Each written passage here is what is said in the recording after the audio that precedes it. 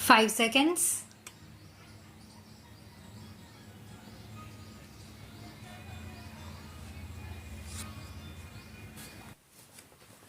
Sir, the emphasis is on the public sector, which the Prime Minister described as a core of the industrial sector as well as of the plan.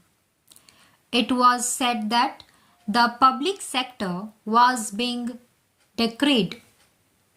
The budget speech and the policies formulated establish that the public sector is the commanding height of the economy for us. In order to achieve that position, the public sector is being reinforced in many ways in the economy.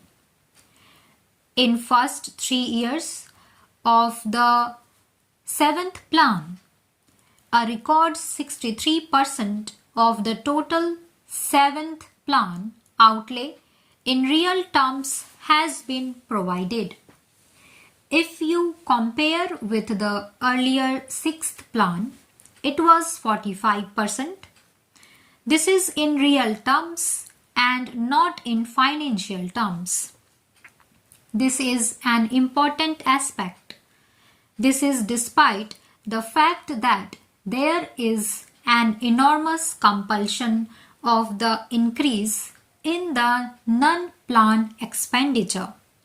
The 3 sectors, the defense expenditure, the large mounting interest payments, and the compulsory subsidies, which provide to maintain the public distribution system or the rural sector or the fertilizers, mainly account for 70% of the total non-plan expenditure.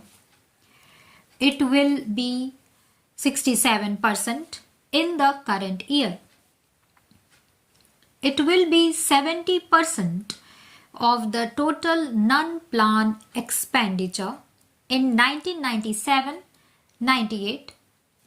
Therefore, despite all these mounting figures, the credit goes to the sound policies of good management, fiscal management of the government, that they have been able to maintain a moment of the outlay in the public sector to 63%, which is a record at all times. In the public sector, industrial sector, the emphasis will be on modernization, accountability through better management, increasing productivity, and several other measures. The most worrying aspect of the present situation is the mounting deficit.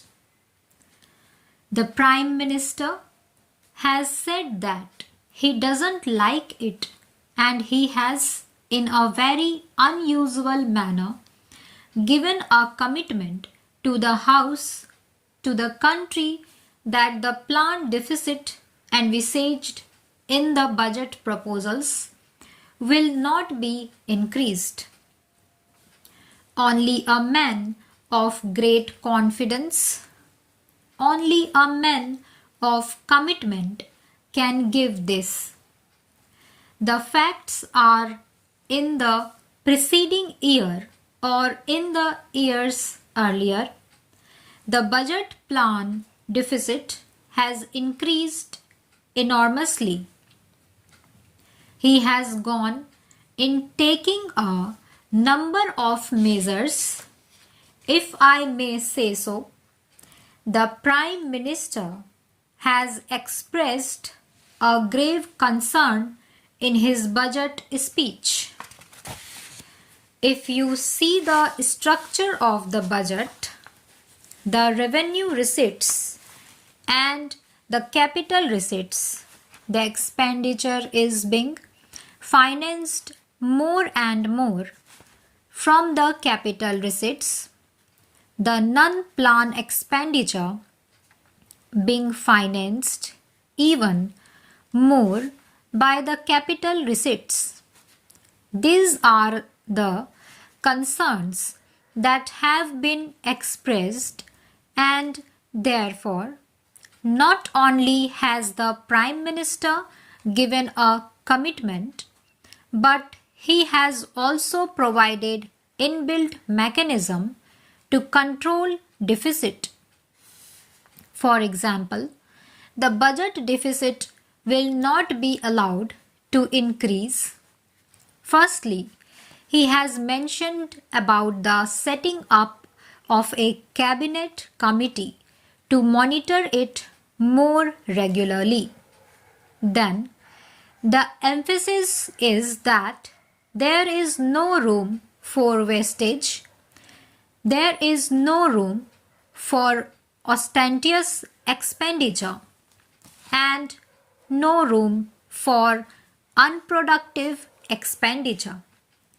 Thirdly, the public sector must generate resources more than what it is doing.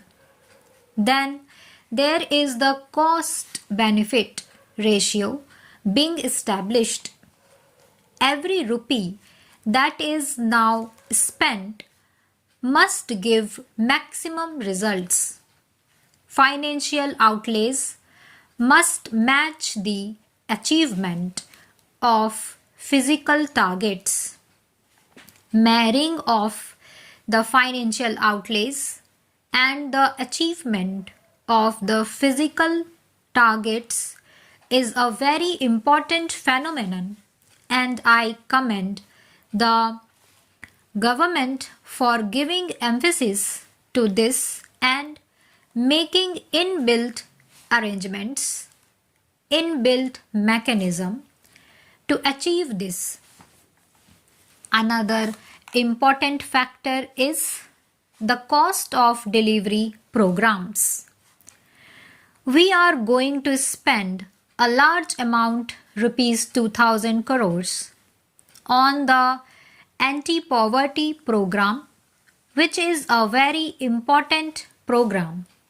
But there have been reports from the implementation ministry or the implementation machinery that the program is not being implemented in the manner it should have been and not producing the desired results. It is therefore very important that the cost of delivery of these programs is reduced and we are able to produce better results and we are able to achieve our ultimate aim. In the present situation, we are having such a large phenomenal expenditure, astronomical public expenditure, and in order to have a control over expenditure, it is necessary to create a situation in which the entire financing of the scheme becomes non-inflationary. It is very important to control the expenditure. It is also important to see that for every rupee spent, we are able to produce maximum benefit. Another innovation has been the introduction of quarterly budgeting. There is a zero-based budget and the entire policy of subsidy that is being given to that, it must reduce overheads. For that, it is necessary that there is a mechanism of quarterly budgeting, and that has been introduced with a purpose, and it is not that a cut in expenditure on certain items here, and there is going to help. What is going to help is something else. Stop.